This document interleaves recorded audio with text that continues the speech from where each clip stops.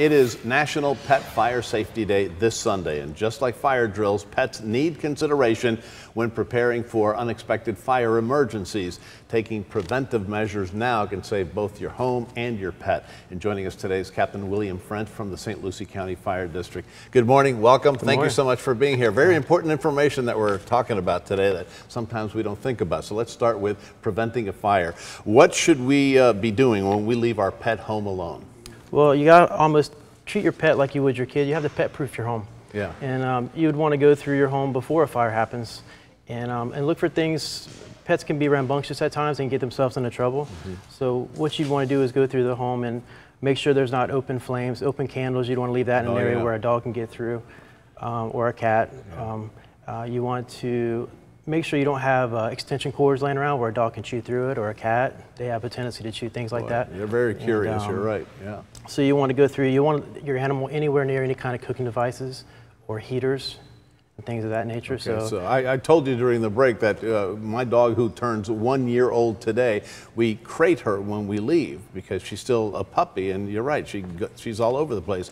And that's a good thing. You know, I thought, oh my goodness, maybe that's not good in case of a fire, but Creighton's good, and I'm glad you mentioned that, because you want to kind of keep your animal in an area where a firefighter could think would be easily accessible to them. Right. In the event that there's a fire, one of our jobs is to not only extinguish the fire, but to go in the home and secure people and animals. Check around, if you're going to leave your animal at the home, make sure they're secured at least into a room, and make it near an area where it's a path for a firefighter that they would go straight to, in that area. Well, along those lines, should we leave their collars on to make it easier to grab? Or should we teach the dog to come, you know, when called? Well, a lot of times they get scared. And I think the main thing for that is if your pet is trapped in a home, don't go back in and get them.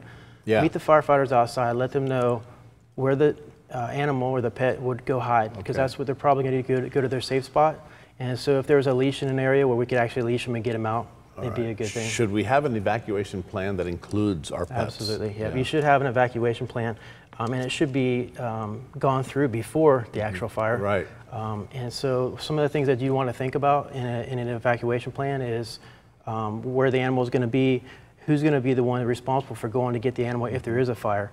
If you notice a fire, who's going to get them, whose job it is, and then where they're going to end up. And you already mentioned, if the house is on fire, your pet's still inside, don't go back in. Don't go back in. We have technology, we have thermal imaging cameras and things that we can go in and find animals pretty quick. Should we use a sticker or a sign or something that says there's a pet inside, just to alert people? They have a cling that you can get, you can purchase, and you can put it on the door where the firefighter would go in, and it kind of, you'd want to keep it up to date, but just let the firefighters know how many animals that you have and where they're at, and we'll go in and get dogs, cats, snakes. Snakes. Fish are kind of different. Hey, we run stories every once in a while, and we see, you know, like what you're holding there, a little mask, you know, and giving a little, you know, resuscitation for a dog. So that's a special mask we carry made for this, little animals. We carry this, and it hooks to our oxygen bottles, no different than a human. And this goes over their little snout there, and it kind of resuscitates them, it gives them fresh air. And we have, in our department, I'm sure many departments, we rescue a lot of animals daily. Absolutely, yeah, no doubt. And by the way, the pictures that we showed during this interview are actual pets that the St. Lucie County firefighters have saved. So thank you for that. Thank you for all you do. Captain French, thank you for being with us today.